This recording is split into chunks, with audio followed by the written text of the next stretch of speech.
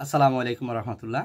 প্রিয় ভিউয়ার্স, প্রিয় ইমানদার মুসলমান ভাই বোনেরা, যে যেখান থেকে আজকের ভিডিওটি দেখছেন, আপনাদের সবাইকে স্বাগত, শুভেচ্ছা, অভিনন্দন জানাচ্ছি। আজকে আপনাদের সাথে শেয়ার করবো 190 নম্বর ভিডিও।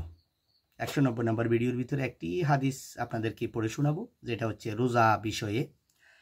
হুজুর সাল্লাল্লাহু আলাইহি সাল্লাম এরশাদ ফরমাইয়াছেন, অনেক রোজাদার ব্যক্তি এমন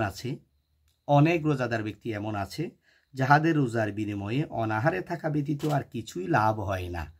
রাসূল সাল্লাল্লাহু আলাইহি সাল্লাম বলতেছেন, এমন রোজাদার ব্যক্তি আছে, সে শুধু উপবাস থাকে। উপবাস থাকা ব্যতীত আর কোনো লাভ নেই, কোনো ফয়দা নেই, কোনো বরকত নেই, কোনো সওয়াব নেই, কোনো সওয়াবের বাগি সে হয় না, শুধু উপবাস আছে। আবার অনেক রাত্রি জাগরণকারী এমন আছে যাহাদের রাত্রি জাগরণের কষ্ট ছাড়া আর কিছু লাভ হয় না। এমন জাগরণ ব্যক্তি রাত্রে উঠে উঠে নামাজ পড়ে, তাহাজ্জুদ নামাজ পড়ে, নফল নামাজ পড়ে, কোরআন তেলাওয়াত করে, জিকির আজকার করে, কিন্তু শুধু কষ্ট করে, কোনো লাভ নেই, কোনো সওয়াব নেই। তো কেন? এটা আমাদেরকে জানতে হবে। রাসূলুল্লাহ সাল্লাল্লাহু আলাইহি ওয়াসাল্লাম কেন এই কথাটি বলেছেন? এই হাদিসের ব্যাখ্যা সম্বন্ধে ওলামায়ে কেরামের কয়েকটি অভিমত আছে। এক, ইহা দ্বারা ওই ব্যক্তিকে বোঝানো হয়েছে যে সারাদিন রোজা রাখিয়া হারাম মাল দ্বারা ইফতার করে। বলতেছে যে ব্যক্তি সারাদিন রোজা রাখে, কিন্তু সে যে ইফতার করে, ইফতারটা হচ্ছে হারাম, হারাম মাল দিয়ে সে ইফতার করে। কারণ সে সুদের টাকা আছে, এখানে তার ঘুষের টাকা আছে, আরও বিভিন্নভাবে অবৈধভাবে টাকা দিয়ে সে ইফতার করে। তাহলে এই ইফতার তার জন্য আল্লাহর কাছে কোনো মর্যাদা নেই। সে শুধু উপবাস রয়েছে আর খানা খাচ্ছে, এটাই। সে কখনো সওয়াবের বাগী হবে না। রোজার যে ফজিলত, রোজার যে মর্যাদা, রোজার যে সওয়াব, এটার বাগী সে হবে না। রোজা রাখার দ্বারা যে পরিমাণ সওয়াব হইয়াছিল, হারাম মাল খাওয়ার গুনাহ উহা হইতেও বেশি হইয়া গেল। রোজা রাখার কারণে যে সওয়াবটা থাকলো, এর চেয়েও হারাম মাল দিয়ে, হারাম টাকার বিনিময়ে খাবার দিয়ে যে সে ইফতার করেছে, এটা আর বেশি গুনাহ হয়ে গেছে। সুতরাং দিনভর শুধু অনাহারে থাকা ছাড়া তাহার আর কোনো লাভ হইল না, শুধু উপবাস ছিল। দ্বিতীয় অভিমত হইল, ওই ব্যক্তিকে বোঝানো হইয়াছে যে রোজা রাখে কিন্তু গীবত, শেকায়েত অর্থাৎ অন্যের দোষ চর্চায় লিপ্ত থাকে। ইহার বিবরণ পরে আসিতেছে। আরেকটা কথা বর্ণনা আসতে হচ্ছে, সে রোজা রাখে কিন্তু অন্যের গীবত করে, অন্যের দোষ ত্রুটি নিয়ে আলোচনা করে, অন্যকে নিয়ে সমালোচনা করে, অন্যের দোষ চর্চা করে। আছে না এরকম আমাদের সমাজে? দোকানে বসে রোজা, মুখে রোজা আছে, মাথায় টুপি আছে, তবজিও পড়তেছে, সুবহানাল্লাহ পড়তেছে, আবার অন্যকে নিয়ে সমালোচনা করতেছে, অন্যের একটা মেয়েকে নিয়ে সমালোচনা করতেছে, অন্যের ছেলেকে নিয়ে সমালোচনা করতেছে, অন্যের ব্যক্তিকে নিয়ে সমালোচনা করতেছে, অন্যের দোষ ত্রুটি শুধু খুঁজতেছে আর খুঁজতেছে, মানুষের সামনে বলতেছে। এই ধরনের লোকও শুধু উপবাস আছে। তৃতীয় অভিমত হইল, ওই ব্যক্তিকে বোঝানো হয়েছে যে রোজা রাখিয়াও গুনাহ হইতে ইত্যাদি হইতে বাঁচিয়া থাকে না।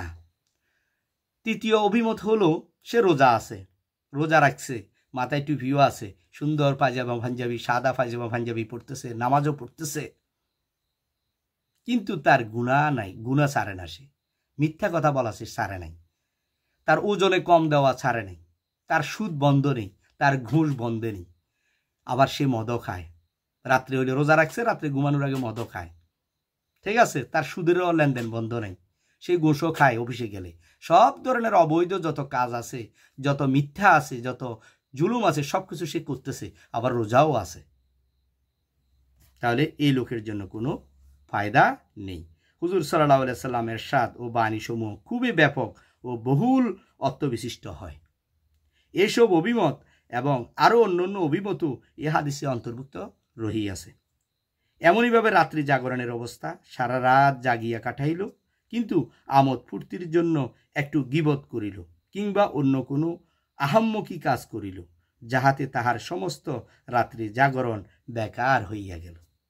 যেমন ফজরের নামাজই কাজা করিয়া দিল, অথবা শুধু মানুষকে দেখানোর জন্য বা সুনাম অর্জনের জন্য রাত্রি জাগরণ করিল, ফলে হুয়া বেকার হইল। রাতে উঠি নামাজ পড়ে, রাতে উঠি তাহাজ্জুদ নামাজ পড়ে, এটা আবার মানুষের বলি বেড়ায়। আমি তো 3টা বাজে উঠি, তাহাজ্জুদ নামাজ পড়ি, 10 রাকাত কোরআন তেলাওয়াত করি, তারপরে তবজি পড়ি, অনেক কিছু করি। এভাবে মানুষদেরকে বলে বেড়ায়, মানুষকে দেখানোর জন্য, ঠিক আছে? কিন্তু রোজা আছে, মানুষের দেখানোর জন্য আমল করে, দেখানোর জন্য নামাজ পড়ে, রোজা রাখে, এগুলো মানুষদেরকে বলে বেড়ায়।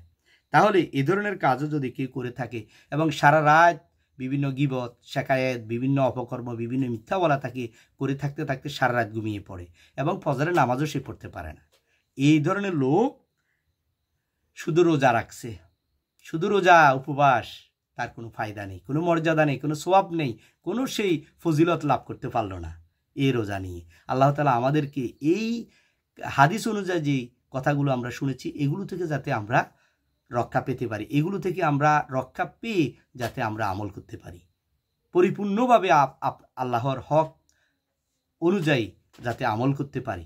আল্লাহ তাআলা আমাদের সে তৌফিক দান করুন। আমিন। আসসালামু আলাইকুম ওয়া রাহমাতুল্লাহ।